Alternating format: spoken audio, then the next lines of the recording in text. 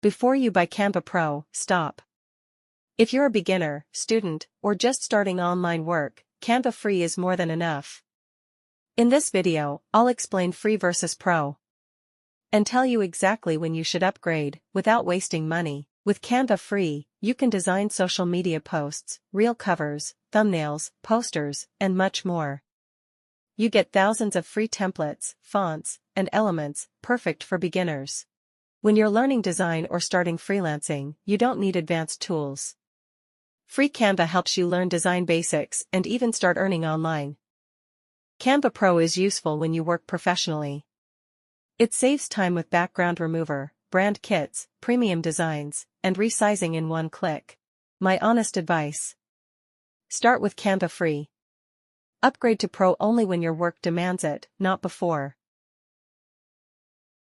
Like, share, and subscribe.